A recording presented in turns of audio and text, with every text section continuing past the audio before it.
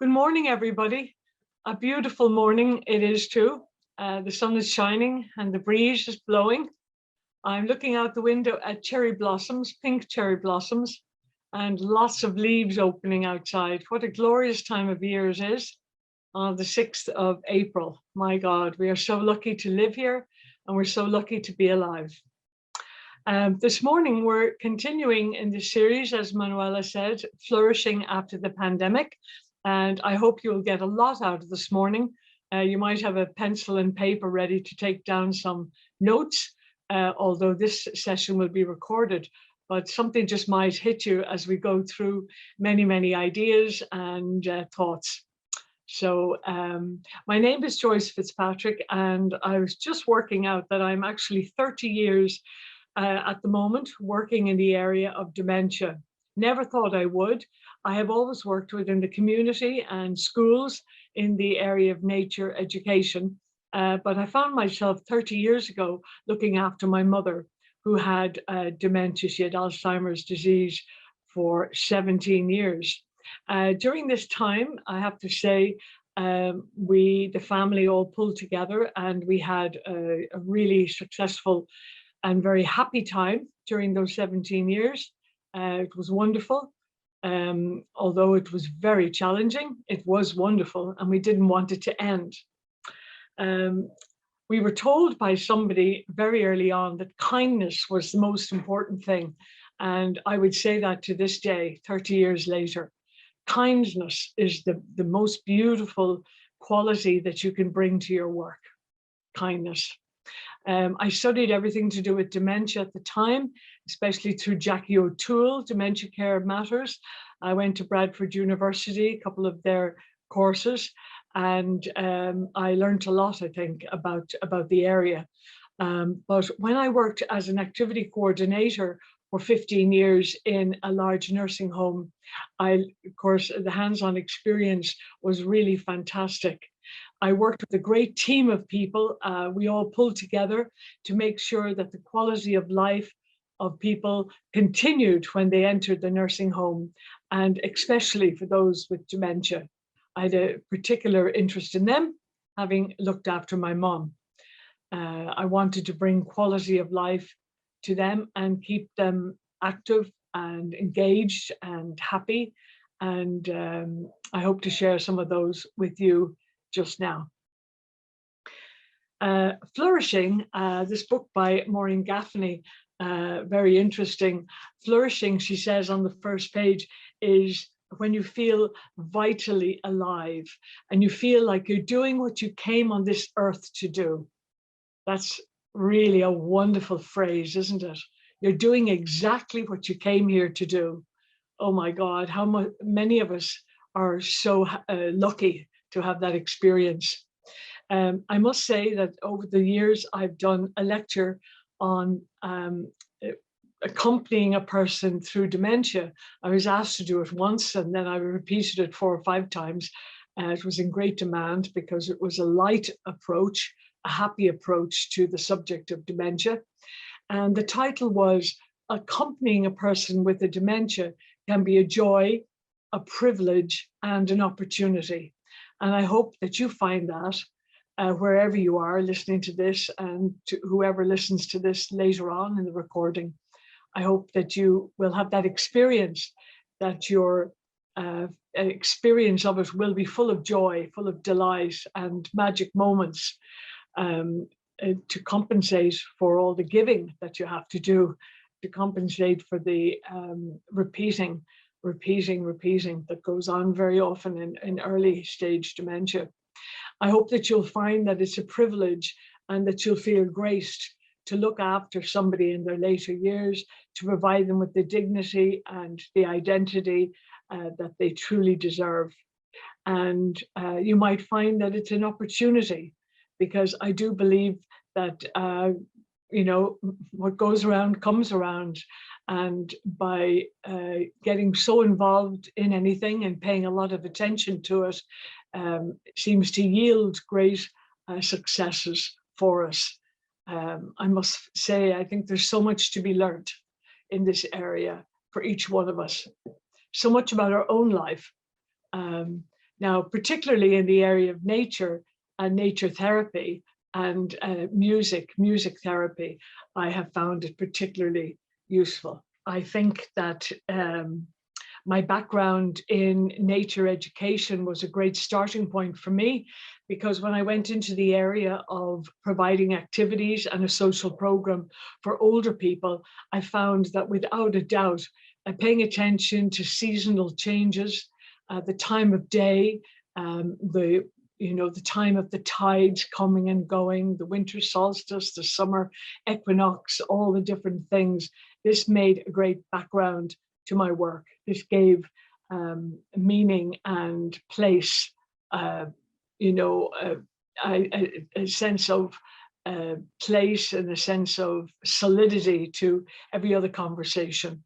I always go back to water and earth and fire, the sunshine. We talk about how the sun is 93 million miles away, and yet how much we love it and we need it, and we are completely dependent on the sun for its heat and its life-giving energy. Many people have talked about the therapeutic benefits of nature, and indeed I covered them in the first session quite well.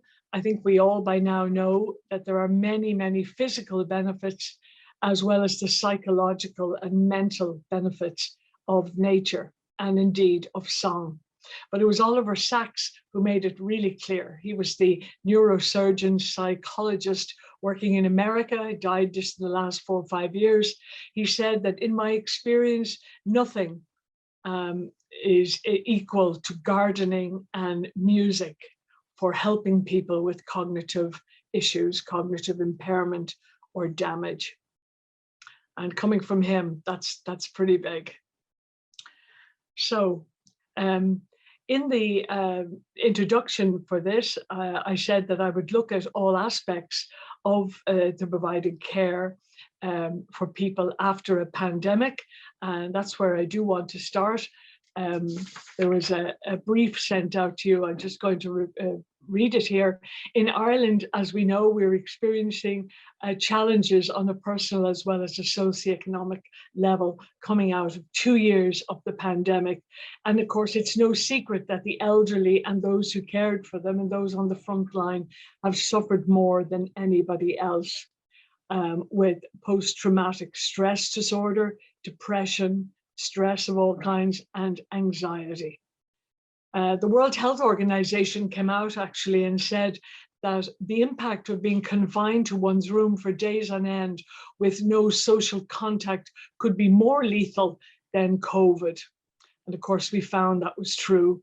Many of us would know of instances where there were people, locked into their houses and locked into their bedroom in nursing homes, care homes throughout Ireland, and all the pain that caused. A woman called Susanna Cahill in TCD wrote in the spring of last year, Dementia and Human Rights. She is a great advocate in Ireland, Susanna Cahill, I must say, for older people, particularly those living with dementia. She's all the time shouting for the cause of people, as are many other organizations. I'm not going to come in and mention right now, but you know who they are. So as we now emerge to what they call a new normal, we might look back and say that adversity can maybe be said to have brought us opportunities, chances to reflect, to learn, and to develop new strategies for the future. Maybe an increase in humanity and a determination to build better structures for the future. So with that thought in mind, I'm going to continue. Today, the subject, of course, is sowing seeds of hope and happiness, and it's a very happy subject. Many people lost their hope. They were despairing, and that could be people within nursing homes or living at home, or indeed their carers, their family. We know what devastation was brought to friends and family, and how people's lives fell asunder. Basically, they didn't have their connections, their classes to go to, or their support services. But hope and happiness can return, and are returning already. If you take just a moment and consider for yourself, What are the things that have helped you to crawl your way back to some kind of a normal life? What are those things? Many people have gone walking in nature, yeah. Some have taken to sea swimming or swimming in a pool. Many people have dogs that they walk, and some people have taken up flower arranging or painting or gardening.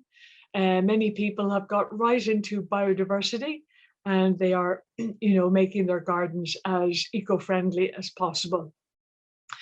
But if you think about it, in our lives, we have great freedoms compared to many other countries. We have a freedom to come and go as we want. We have a freedom to go to a cafe, or a restaurant. We have freedom to, in almost every aspect of our lives, to express ourselves. But when a person goes to live in a long-term care setting, their freedoms are curtailed very, very much. And this is something that sometimes we forget. They experience very often huge loss. And even though the care might be superb in the particular nursing home or care home or daycare center, and all the rest, there still is huge loss. All of us want to be self-determining. All of us want to be good at what we do. We want to be admired, appreciated, and thanked.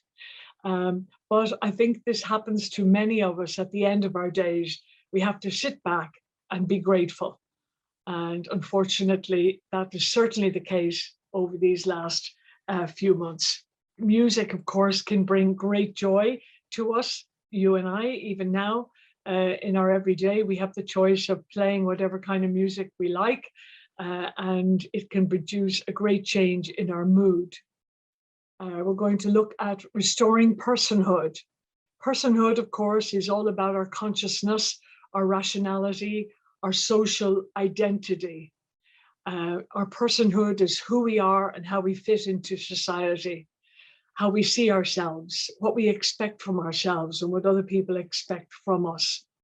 Now, we know with people living with a dementia, I can remember distinctly with my own mother, having to remind a person very, very often about their personhood, have to remind them who they are and where they are, and all of that, support that, encourage that, be very complimentary, be very interested in the person.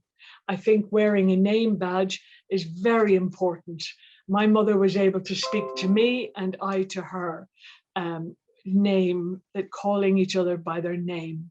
Of course, if you have happen to have a name like Mary, as many people have, there's a song to go with that, or Eileen, Eileen Og, there's a song. And I have found over the years that celebrating the person's name is really, really fundamental to the communication, to the building of a relationship between you and another person, particularly as we're still wearing masks in work. And very often we're still wearing masks. We really, really need to address the person by their name and let them see our name. Really, really so important. Building self-worth back up, giving people very gradually increases in things that they can do, encouraging them to take a few steps or to do an art class or to have their hair done or whatever it is they want to do. Very often in nursing homes, there's a paternal kind of a code in place where we tell them what to do. I saw it many times when a carer would go up to cut somebody's nails and the resident would say, no, no, no, no, no. But the carer would continue and try to struggle with cutting the person's nails against their will. Terrible, terrible thing to happen. Confronting the fear of this resident and that. I remember very many times saying, I don't think Margaret wants to have her nails cut at the moment. And how the carer would then say, oh yeah, and pull back, from that situation. I think it's really important that we set the standards for top care for people within our nursing homes and people living with the dementia. We need to be their advocate. We need to treat them as though it's ourselves sitting there. So if you're sitting and assisting somebody with their food, just imagine that that's you that's being assisted with your eating of your dinner. Really, really important. Okay, we'll be looking at hope as well. Hope is just the most wonderful gift that you can give anybody. If we look outside and we have the freedom to go outside, we see the light coming back, we see the buds opening, we see the flowers blooming. It's wonderful. There's hope everywhere, you know, and we see ourselves doing better than we did last week. Maybe we take out some of our summer clothes and we make invitations to people. We, you know, rejoin classes or hobbies. Wonderful. Now, is that the same for people within a care situation? Not always. Not always. That's the truth of it. I am very glad to say I worked with people with so much empathy. Some carers would just go so far out to bring comfort and pleasure and reassurance to residents, and I really appreciate them for that. Okay, now nature really helps our hope to increase. It has been used for everybody suffering from post-traumatic stress disorder, from Sweden, all over Europe, for mental health challenges with the organization GROW, and Mind in England. Mind in England did a very special program in 2007 where they looked at nature therapeutic interventions, and they found that without a doubt, nature provided such solace and such a way out of despair for so many people. It's definitely worth looking up. Mind, and indeed Thrive, the organizations in England that work so well. I studied in England 3 years ago. I went over and did a course called Social and Therapeutic Horticulture. I found it most useful. It was in Coventry University. And that really informed my providing social programs for people. So we're going to move on now. I want to share the screen with you now and show you the first group of slides that I have. Flourishing after the pandemic.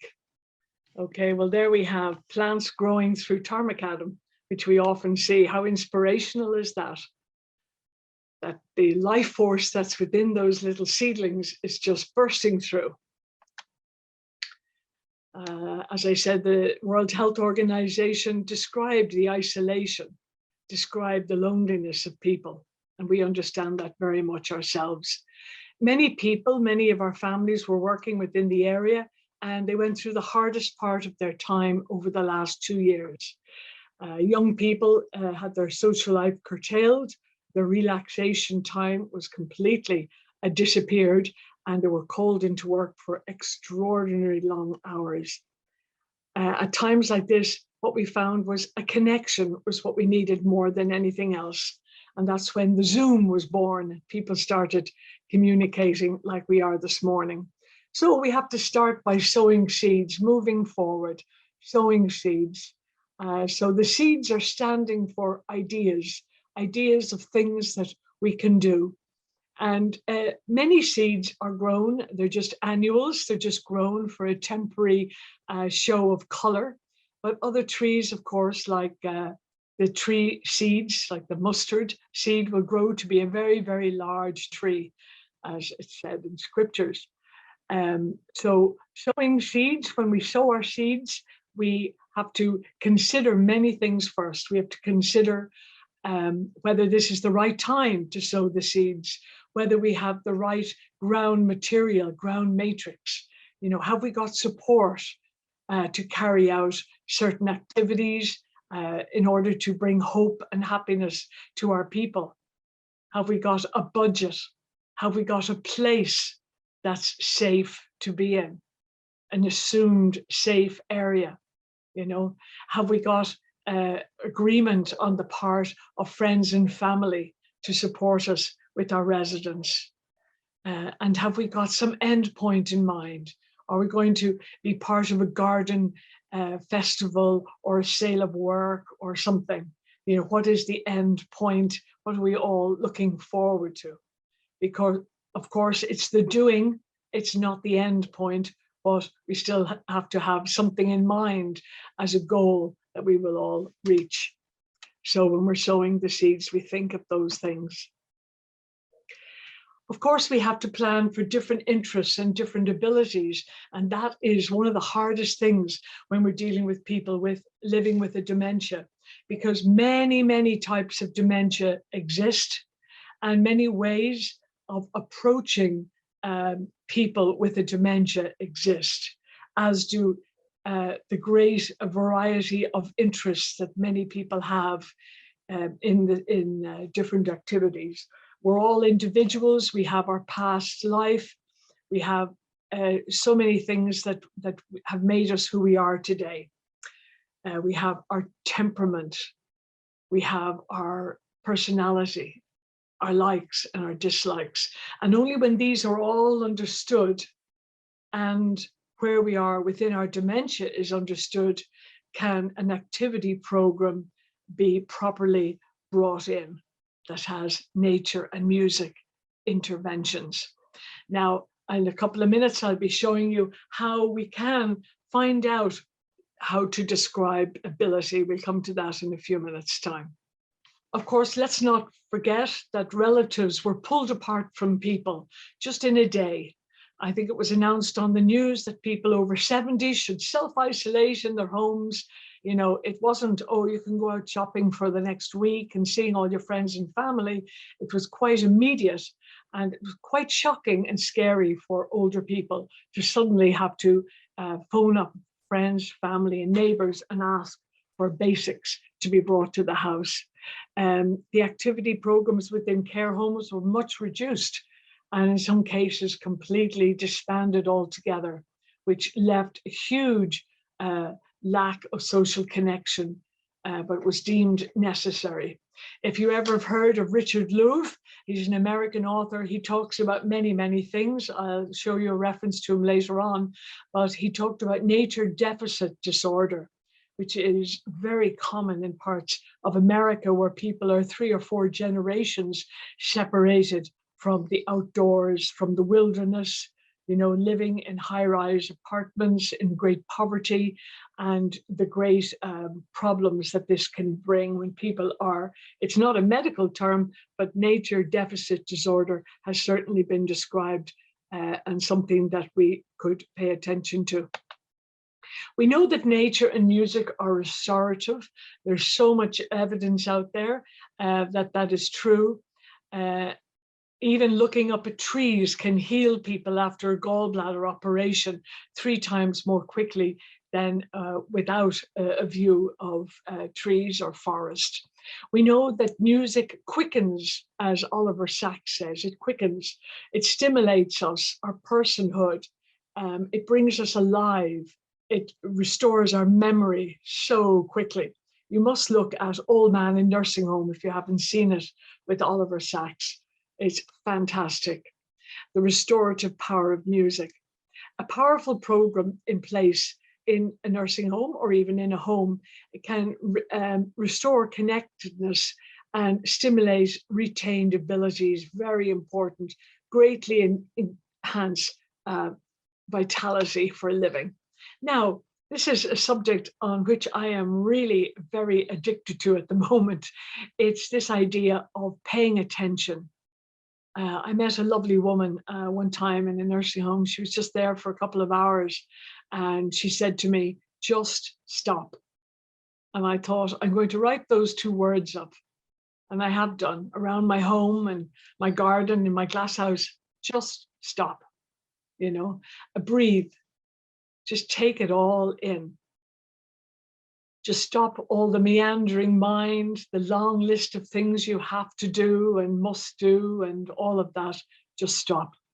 Because by paying attention, it slows us down and it makes us involved in the bigger than human world. There's many, many psychologists and philosophers talk about this great unknown, this living energy. divine intellect, some people call it God, that exists in all living things. It's there for us, and it can answer all our questions and bring enormous calm into our lives and the lives of others. We have to deeply listen to find out what it is that works for each person. There are so many things we can dip into, particularly now with YouTube. There are trees, plants, animals, birds, and insects. They're all available. They're all free. They can simply transform lives, but are often not considered. So recently, I have been going to the English site, the prevention of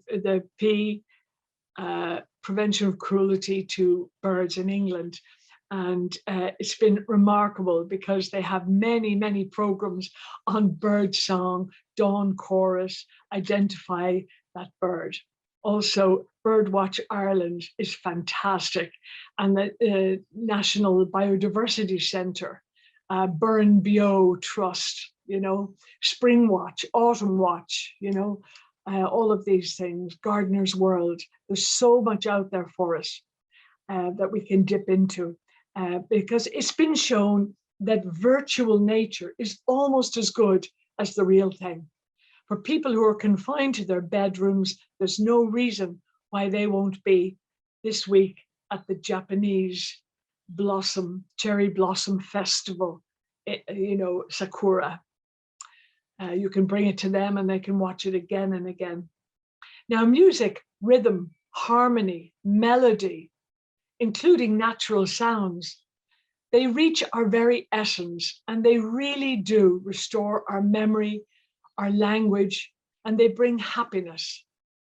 You can weave music through everyday situations and turn off the awful stuff. Turn off the televisions, turn off those soap operas that are so disturbing to so many people in nursing homes around the country. My God, news programs.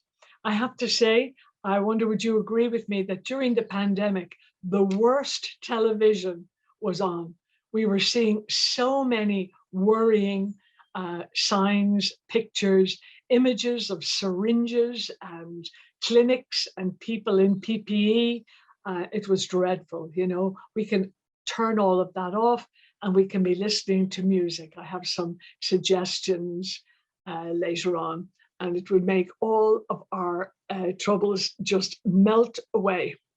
Now, some things which work, I have tried and tested. I must say, during the 2 years of pandemic, I was very lucky to have access to a very large garden in a local nursing home where we did everything. From first thing in the morning, we had the dawn chorus, we had exercise, art outside, we had singing and storytelling and nature programs, we had a sale of work and comedy, we had so many things. So here are some things I know work.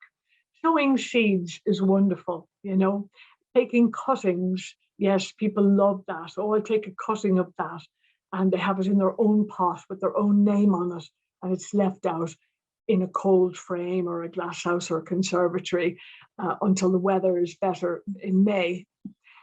Making a herb garden and talking about herbs and getting some of those cookery magazines like you get from Lidl, these wonderful colorful magazines that you can get. We talk a lot about food, very important. Food is one of the pleasures of people, and they like to think about and talk about food, and also growing your own food, your own fresh vegetables in the garden. Talking about food stimulates the salivary amylase and means that right away when the food is in the mouth, it is in a liquid environment. It's more likely to break down, easier to swallow, and of course, easier to digest. So really, really important. We might plant flowers in a basket or do a bit of deadheading around the garden, which is very useful. So new flowers come again. Some people like sweeping up leaves or arranging plants or just looking, making a kokedama, Now, the kokedama is getting a little plant, like a small little fern or something, with a little root, and putting a little moss around it, or a little bit of muslin, or a wipe, a baby wipe type thing, and tying it, and then you can hang it down. So the soil is and compost is completely covered up, and yet a person can have this inside in their bedroom, hanging down in front of them, a lovely fern or a flowering little busy Lizzie or something like that. It works really, really well, called kokedama. You can, of course, plant a tree or hug a tree. Building a bug motel, that was one of the best things we did. I have some photographs to show you of that. Or delighting in insects. Now, insects are so important. And I know we have quite a negative feeling sometimes about insects, but I certainly found myself encouraging people to take an interest in insects. I used these laminated pages during the pandemic, time and time again. Very, very important for me, for my work. These are seaweed. We have ones about the dolphin, the whale, we have wildflowers, hedgerow, and all the rest. Now, I had to laminate these because obviously during the pandemic, and still, these have to be cleansed every single day, wiped over, put away to dry, and kept very, very clean in order to, but they were wonderful because as I'm going to be discussing, there's nothing like the visual impact of something. The visual impact is far, far stronger than anything that is said, or anything even that is smelt. You know, yes, we want to stimulate our senses, but many people don't have good smelling facilities. Now, music, just to say, the things that I found worked very well with music and dance and sing songs. This is both outdoor and indoor more recently. Comedy songs, you know, Val Doonigan, Burl Ives, many, many comedy songs, comedy ditties, songs that are nostalgic, which I'm sure you're already using. Gilbert and Sullivan, the Pirates of Penzance, you know, the HMS Pinafore, all of those, wonderful. Jazz and swing, even the blues. My favorite one, my Voodoo Daddy, fantastic. Another one that's brilliant is the Dead South. These are wonderful rhythmic pieces of music. Of course, you have the musicals. You have The Sound of Music and Carousel and Oklahoma and all of those, Annie Get Your Gun. And more recently, of course, you have Jungle Book with that wonderful song, The Bare Necessities of Life. I would have that on every day. I think it's such a great song, and it's also got a nature theme in it, which is wonderful. Of course, we have Andre Rieu, who's played far too much, I think, in many nursing homes, but people do enjoy him very much. You can, of course, go off on a tour, your Cherry Blossom Festival, Gardener's World, classical music, of course, bird song and lullaby, meditative music. There's so many different kinds of music that you can dip into. Now, to be free and able to express yourself is what we all need. And I must say, if your social program is working, you will see people raising their hands up, you will see them clapping, you will see them smiling, you will see them eating their cake and having their cup of tea in the garden with great relish. You will see them wanting to communicate to one another. That happens almost immediately. And you will hear that they're sleeping well, that they are less agitated in the evening. You will hear that the family are delighted to see them from over the hedge or through the window, wherever it happens, you know, if they're happy. So when we're setting up a social program, there has to be something for everybody. So, for example, if you have a group of 12 people and you're trying to provide an afternoon activity, there might be only 6 of those who are interested in flower arranging, for example. So for the other 6 people, you have to have something in your bag for those. So an example would be that I know there's a lot of men that sometimes come along to my groups, and I would have ideas from this naturalist handbook. This is a book that covers all sorts of things like the migration of birds, like poaching fish, studying migration and keeping notes, identifying birds.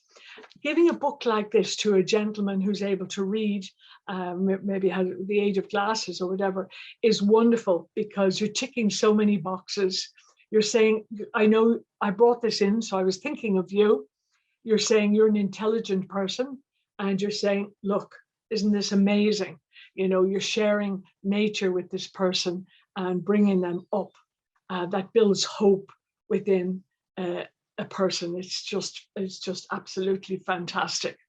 Now, we know that overcoming loneliness and alienation and depression is, if as far as possible, to find meaning. Find meaning. So as we spoke earlier about the flourishing, you know, flourishing is finding that you're vitally alive and you feel that you're doing what you came in the world to do. Now, I had one woman in a nursing home a few years ago, a very intelligent woman whose memory was just slipping a little bit. And her nieces brought her back to Ireland and said, we want you living in that nursing home because you're going to get worse, and we want you beside us. She was slightly humiliated by that, I have to say, but she bore it bravely. And she said to me, how can I find meaning in my life? I had a very big corporate job. Responsibility. How can I find meaning? And I thought about it, and I said to her one day, there are so many people who have that question here in this nursing home, and they're sitting there. And I said, some of them are so lonely and they have no resources. They don't have the mobility that you have. She was well able to walk.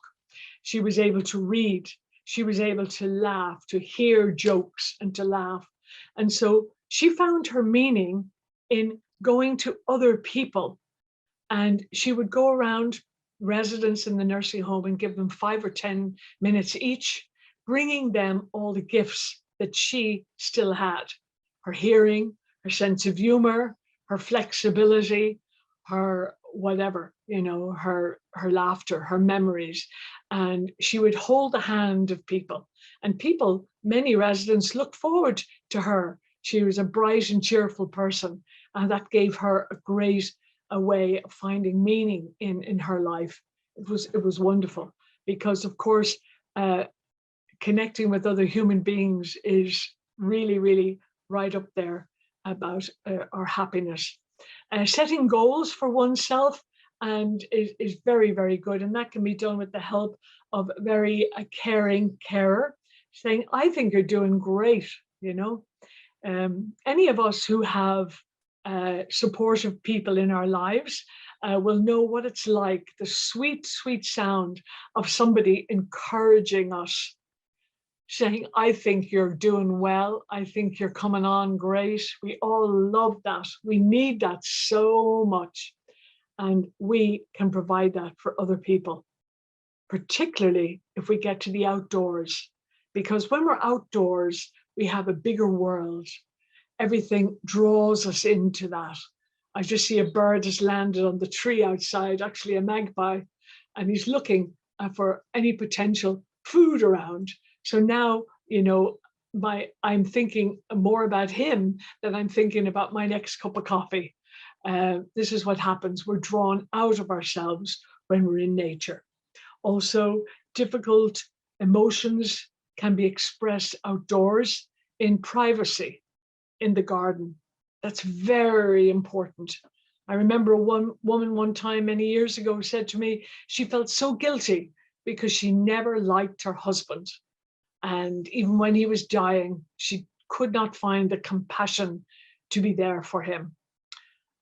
It was important that she say that, you know, and she shared that with me in an outdoor area. I also remember a lovely happy thing I heard where a woman who was completely blind said, "Do you know, my dear, I had the most wonderful life."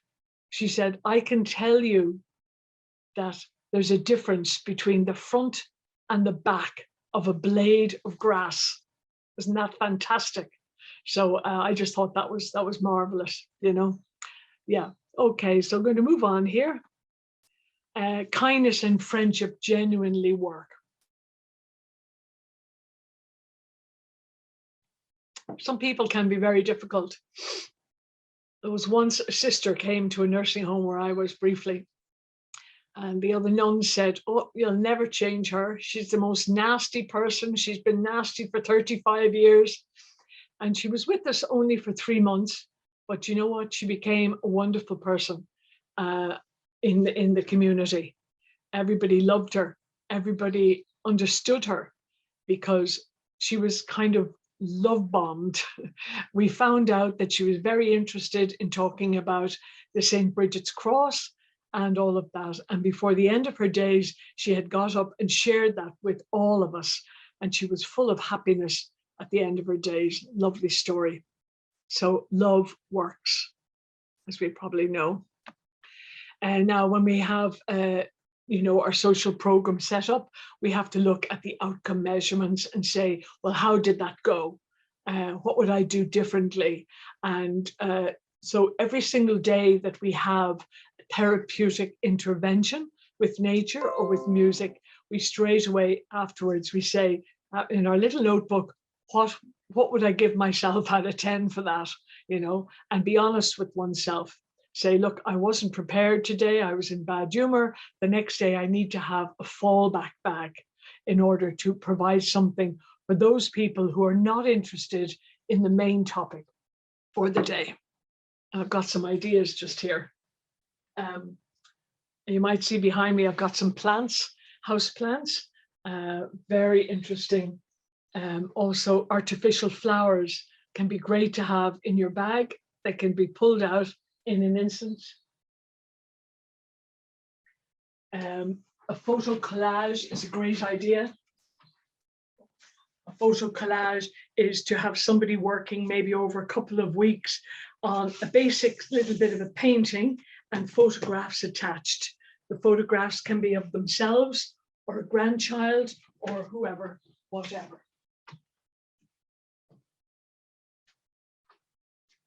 Having charts specially made up, such as this on birds, or it could be on insects or dolphins or whales, is very, very good for group conversation.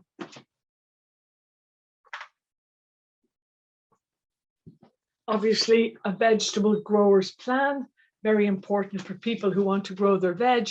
And there's all sorts of books on the seaside, the shore, the shells, amazing books that we can provide to the residents, leave them out for 10 or 15 minutes and put them away after the session. So even though you might be talking about sowing lettuces, somebody else will say, no, I want to read about seaweed. I'm interested in seaweed, and I'm remembering going to the beach as a child or whatever, that kind of thing. Now, in all of this, we have to always look at current research and some references. So I have Ecotherapy there by Martin Jordan, a man who did great, great work, died young, unfortunately. Theory, Research, and Practice. This is a great book, Ecotherapy. It goes into every aspect of working with plants, with animals, with insects, with it goes right from the hands-on to the spiritual and emotional aspects. We have Attention Restoration Theory by Kaplan and Kaplan. This is that people have their attention restored by going out into a natural environment. Particularly good for us who are spending too much time on screens. They say every 20 minutes we should be looking outdoors 20 meters away for 20 seconds. But elderly people who are indoors too long will have their attention restored. They'll come alive again by being outdoors, even on a breezy day. As I said, Suzanne Cahl has done great research, has Berger, fantastic author. Here in Dublin, Wicklow, I should say, Jill Carey has done amazing stuff with equine therapy, working with horses, with people who have suffered all sorts of trauma. It's absolutely wonderful what she's done. And you can read Richard Louv. He's written many, many books, and he is the man who talks about the nature deficit disorder, Richard Louv, L-O-U-V.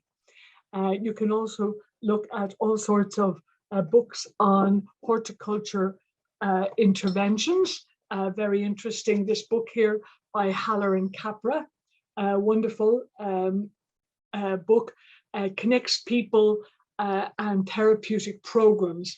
So this gives an indication about, what is needed to set something up. I'll get to that in the next load of slides.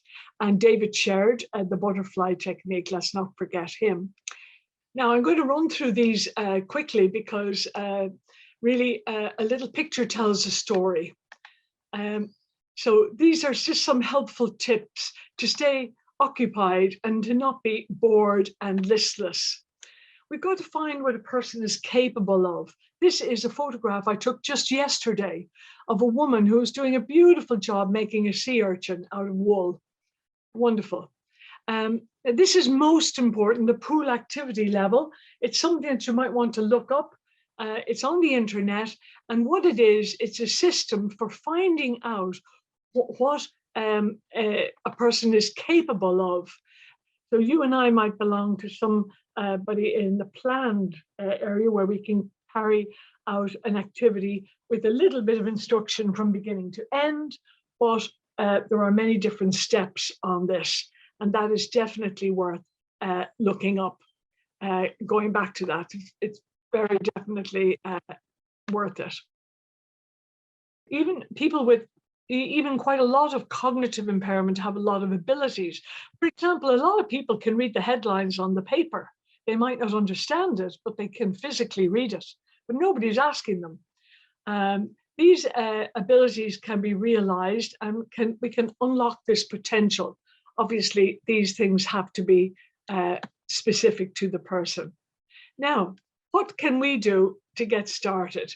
We have to remember the power of the visual to those with hearing and sensory restrictions.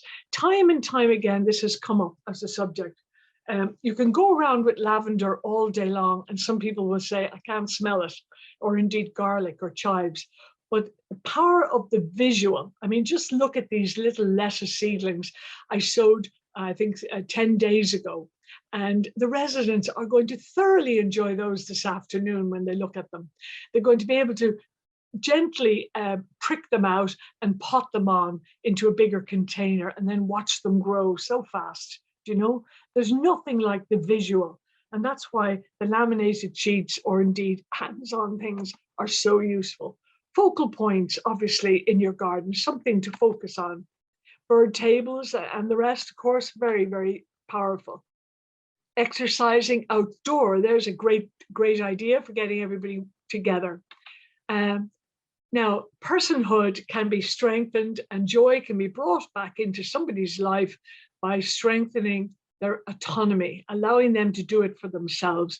This is a woman sowing sunflower seeds, and boy, they turned out great. Herbs and vegetables can recall memories of childhood. And this is what I talked about, fascination. The great names, the feeling of one's experience of nature. Many, many people like to talk about their father or their childhood. Potatoes are a wonderful thing to use in relation to that. Stones and shells off the beach, wonderful. Or making something from garden produce, another wonderful one. This is something that I do all the time. It is nature journaling, showing people pictures of and having people coloring in and printing insects, bugs, plants, flowers, dolphins, fish, whales, shells, whatever. Floral arrangement is an obvious one, seed heads and the like. Now, All art activities have got the potential to raise great self-esteem in a person. This has been a wonderful, wonderful experience during the pandemic, that people who had nothing else going on in their life managed to do a little bit of nature journaling. Like, look at that, tracing around a leaf and filling it in. So simple, but that's why I love it as an occupation. It's so easy. Collage is a great one, and sticking things down, wonderful, and they speak to the residents. Shells and seaweed and sand and fish, all of these can be brought into a garden, can be brought up close to a person who is living in a nursing home. Direct attention means that we will forget our problems. This gentleman isn't thinking about his skin condition while he looks at these wonderful shells. Now, don't forget St. Bridget's crosses, May altars, hymns, bringing comfort and restoring memory, and the rest. Wonderful, wonderful. Storytelling outdoor works really, really well. There's brings up hope in the person. They hear stories. They look. This is a thing I found on the beach, and we put the skins, the nets from the oranges and the grapefruit. Some lady did that and greatly improved it. This is a gentleman learning how to just wrap something on a twig. Natural materials, group projects, fantastic for the outdoor, make people come together. Building even a compost bin, bringing animals in, of course, that's my dog there, Shep, and he brings great pleasure to all, I must say. This is an old bucket that has a long story. I tell the story every time, and people love it. Again, in the outdoor. Garden themes can continue indoors. And coming up to the time now, a hope arises easily in the human heart, and sometimes nature can reflect our own experience. This is a great picture I got from Dunleary Pier. We don't even know what a single flower can be to a person. Now, this is a great idea to use decorations outside in the garden. Today, I'm going to be putting Easter colors and Easter symbols up in a local garden just to get everybody outside. And don't forget, winter is great too, and evening time. Okay, so I'm within the time, and I've given you, I hope, a lot of ideas about many things that you can do outdoors and by planning trips in nature, by going places, but also virtually with the YouTube and films and songs, how you can bring great pleasure and restore hope for people. I look forward to continuing on this series. The next one is finding awe and delight in the mundane. I think you'll enjoy that one too.